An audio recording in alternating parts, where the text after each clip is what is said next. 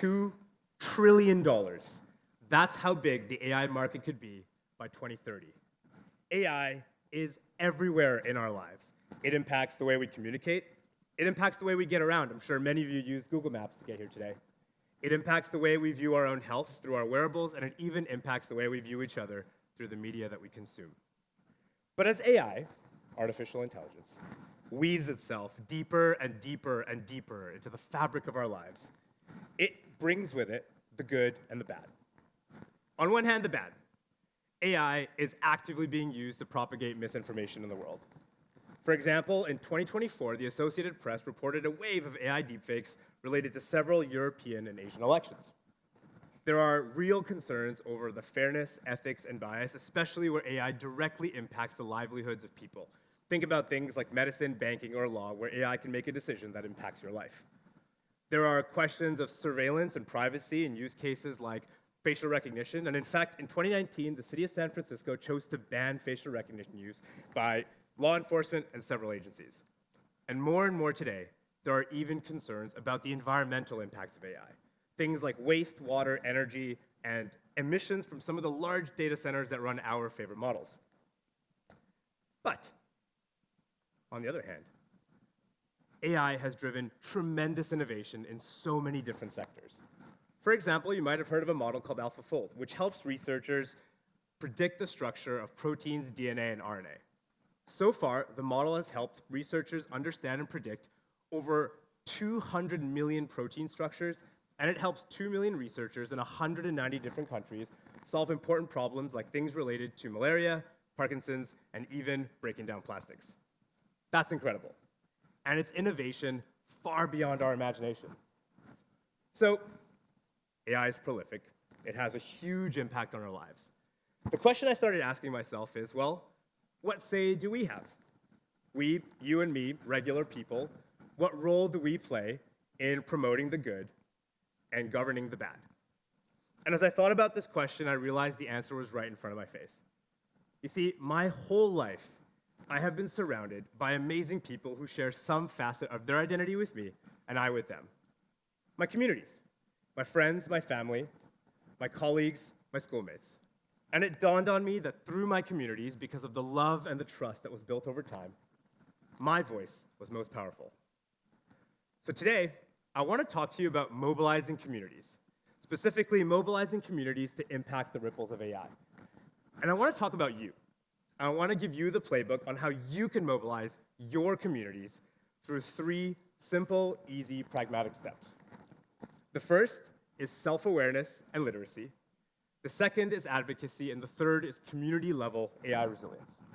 So, let's jump right into it. The first step is self-awareness and literacy. It's about properly understanding your personal interactions with AI and then educating yourself on the limitations and the impact it has on you. Let's be honest, AI is kind of daunting to think about. It feels like science fiction. It's often called a black box because we don't really know what's going on in the background. For example, I'm sure most of you would relate to this. You put in a prompt. It does what seemingly feels like magic, and out comes an answer. So should you really concern yourself with the fact that when you hit enter, ChatGPT took your prompt and tokenized it into numerical embeddings, and then applied a transformer-based architecture with multi-head self-attention, and then generated output tokens based on contextualized relationships and patterns, and finally decoded them back into human-readable text so that you can get your answer? Not really. And that's because AI literacy extends so far beyond just fancy math. So instead, I want you to think about 3 simple questions. The first is, where do you use AI in your day? And we're going to start answering this question by a quick poll. Just by show of hands, how many of you would say that you use AI 2 or less times in a day? Okay. Way more than I thought there would be. How many of you would say that you use AI maybe 3 to 4 times a day? Okay. And how many of you would say that you use AI more than 5 times a day? There's all the students. As you look around you, you realize collectively we use AI every single day. But sometimes it can be pretty hard to spot. A study in 2022 by the Pew Research Center asked 11,000 Americans to identify 6 everyday AI uses. Things like wearables, recommendations when you go online shopping, and spam filtering for your email. Believe it or not, only 30% of the people were able to correctly identify that all 6 were AI-enabled. So I want you all to reflect and think about your answer, and think critically about the interactions that you have with technology, because you likely use AI far more than you think. The second question is, what does AI even do? What are its limitations? And what are its biases? And it might be a little bit scary to seek and try to digest this sort of information, but I promise you it's all available through a quick online search or through what are called model or system cards. For example, for those of you that are Instagram users, I recommend when you go home today to Google Instagram system card, and you'll know exactly what I'm talking about. The third question, and I would say the most important question, is how does AI impact you? What are the challenges that it introduces into your life, and what are the ways that it helps? And most importantly, how does it change decisions that you make in your day-to-day? I'm going to give you guys an example that I personally really love. In the Indian state of Telangana, a few years ago, the World Economic Forum, AI researchers, and government bodies got together to create a program to bring agri-tech, so agricultural technologies, as well as AI to rural Indian chili farmers, specifically because they were dealing with issues related to climate change, pests, and things like erratic weather. In this process, as AI was being developed on one hand, rural Indian chili farmers provided agricultural expertise and on-the-ground feedback for model refinement. And as a result, the farmers got access to vital information like when to plant their seeds, and they saw an increase in yield and a decrease in pesticide use and a decrease in fertilizer use. Now I get it. I'm pretty sure you guys aren't Indian rural chili farmers.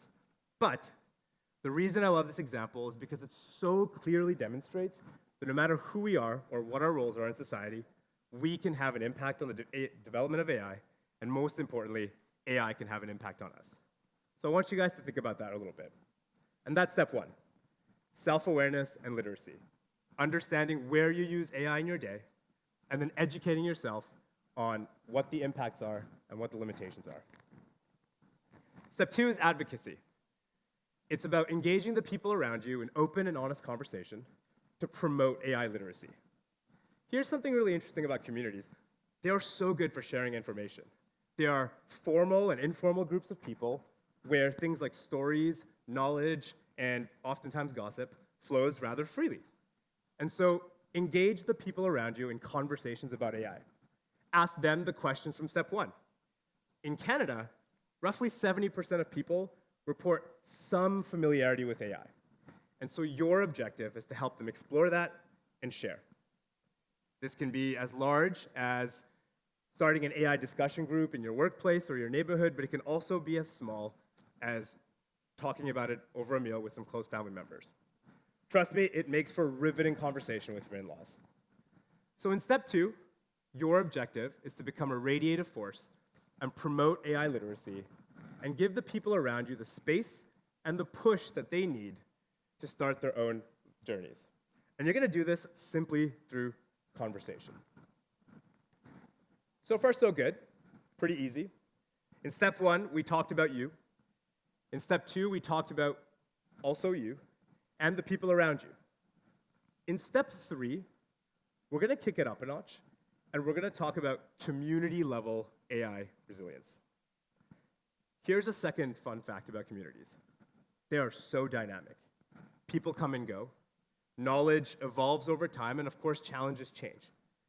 So, for a community to have a strong, positive, and thriving relationship with AI, it also needs to have in place practices that promote and maintain AI literacy far beyond the efforts of any single person.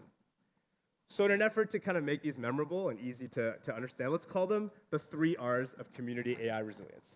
It's not reduce, reuse, recycle. Instead, I want you to think about resources, reiteration, and reform. The first R is resources.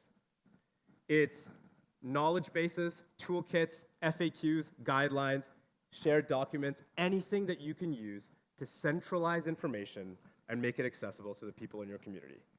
For example, in your workplace, this can be as simple as a SharePoint folder or a Teams chat that people can share their concerns, their experiences, and any success stories that they have with AI. A steady knowledge base also means that new members of the community, or members of the community that were maybe a little bit stubborn to start with, have access to foundational information that they would need to start their own AI literacy journeys. The second R is reiteration. It's recurring meetings, workshops, discussions, anything that keeps the topic of AI literacy top of mind in the community. In Montreal, we're actually so lucky because we have access to several universities, as well as AI organizations, that consistently and constantly have events that are available to the public at low or no cost. So look into that. It might be really interesting. And the third R is reform. As communities become more and more AI literate, they also possess more and more the tools they need to impact policy in such a way that AI development better aligns with their goals and needs. Remember earlier, I mentioned that the city of San Francisco had banned facial recognition? That was largely driven by people and civil groups. So as your community becomes more and more AI literate, I also encourage you to look into things like public consultations or providing feedback on policy and regulation, because everyone's voice matters no matter who you are. So there you have it, the 3 R's of community AI resilience. I will admit, not all of these apply to all types of communities. Your family doesn't need a SharePoint page. But instead, I want you to think about these as ideas and tools, things that you can apply within your communities because you know your communities best. In closing, I want to leave you with 2 thoughts. The first is that none of these steps are actually easy. They require a ton of effort and concentration, but as AI evolves rapidly, so must we as people to embrace it, but also steer it in a way that better aligns with our community needs and our community values. So that starts with self-awareness and literacy, advocacy, and community-level AI resilience. The second thing I want to leave you with, the last thing, is it might not feel like it today, but each and every one of you, no matter who you are and what your role is, have a vital role to play in impacting the ripples of AI. What that role will be is yours to choose. Thank you.